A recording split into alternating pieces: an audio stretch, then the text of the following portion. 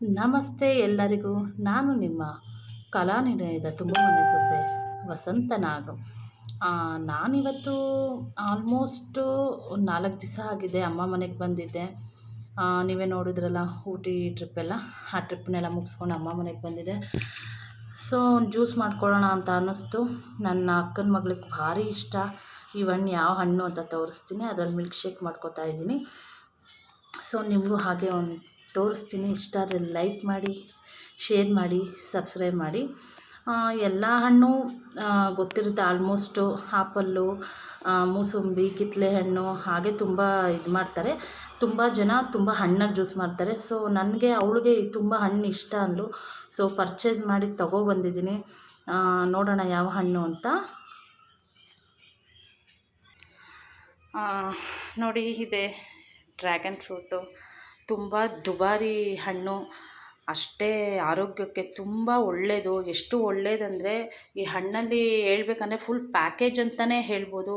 ಅಷ್ಟು ಔಷಧಿ ಗುಣಗಳಿದೆ.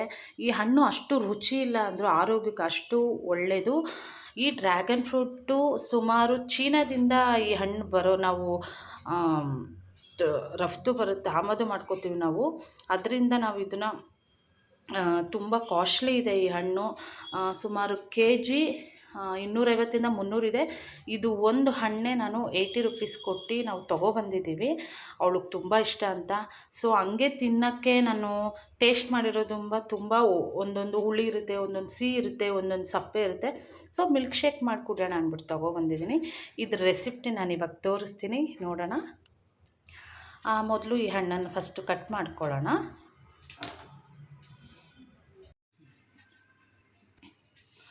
ನೋಡಿ, ಇವಾಗ ಕಟ್ ಮಾಡ್ಕೊಳ್ಳೋಣ. ಈ ಹಣ್ಣು ತುಂಬ ಸುಲಭ ಕಟ್ ಮಾಡ್ಕೊಳ್ಳೋಕ್ಕೆ, ಅಂತ ಏನು ಕಷ್ಟ ಇರಲ್ಲ. ತುಂಬ ಮೃದುವಾಗಿರುತ್ತೆ. ನೋಡಿ, ಮೇಲೆ ಪಿಂಕ್ ಇರುತ್ತೆ, ಒಳಗಡೆ ಈ ಥರ ಬಿಳಿಯಾಗಿ, ಒಳಗಡೆ ಕಪ್ಪು ಕಪ್ಪು ಒಂದು ಇದೇ ಬೀಜ ಇದ್ರದ್ದು ಈ ಥರ ಇರುತ್ತೆ. ಸೊ ಕಟ್ ಮಾಡ್ಕೊಳ್ಳೋದು ತುಂಬಾ ಈಸಿ. ಈ ಥರ ಕಟ್ ಮಾಡ್ಕೊಳ್ಳೋಣ ನಾವು 4 ಭಾಗ. ಈ ಥರ ಎಷ್ಟು ಸುಲಭ ಅಂದೆ ನೋಡಿ. ಹೀಗೂ ಕೂಡ ನಾವು ಬಿಡಿಸ್ಕೋಬೋದು. ನೋಡಿ ಎಷ್ಟು ಈಸಿಯಾಗಿ ಬರ್ತಾಯಿದೆ.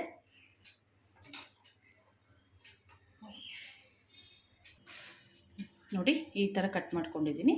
ಇದನ್ನು ಈಗ ಸಣ್ಣ ಸಣ್ಣ ಪೀಸ್ ಮಾಡಿ ನಾವು ಒಂದು ಮಿಕ್ಸಿ ಜಾರ್ಗೆ ಹಾಕ್ಕೊಳ್ಳೋಣ.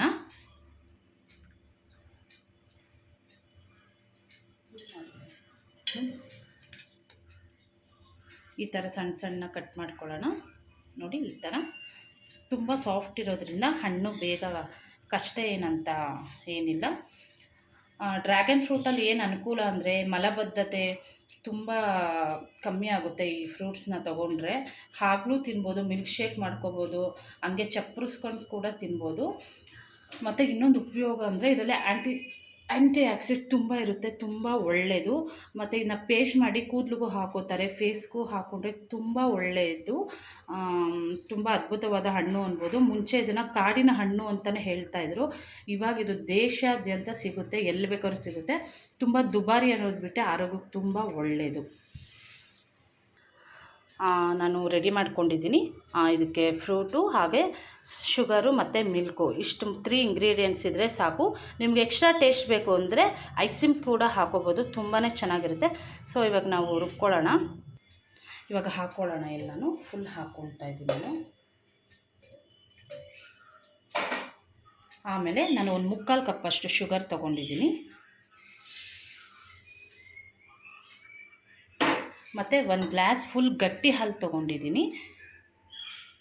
ನಿಮ್ಗೆ ಬೇಕಾದರೆ ಸ್ವಲ್ಪ ಇದು ಹಾಕೋಬೋದು. ನಾನು ಕೆನೆ ಭರಿತವಾದ ಹಾಲು ಹಾಕ್ಕೊಂಡಿದ್ದೀನಿ. ಏನಕ್ಕಂದರೆ ನಂಗೆ ತುಂಬ ಕೆನೆ ಇಷ್ಟ.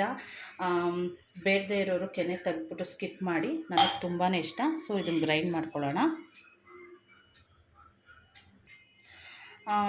ನೋಡಿ, ಈ ಥರ ರೆಡಿಯಾಗಿದೆ.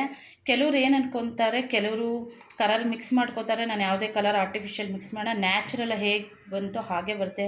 ಕೆಲವರು ರೆಡ್ ಬರುತ್ತಲ್ಲ, ಯಾಕೆ ಈ ಕಲರ್ ಬಂದಿದೆ, ನಾವು ಮಿಲ್ಕ್ ಶೇಕ್ ಮಿಲ್ಕ್ ಮಿಕ್ಸ್ ಮಾಡಿರೋದ್ರಿಂದ ಯಾವುದೇ ತರಹ ಒಂದು ಕಲರ್ ಬಂದಿಲ್ಲ.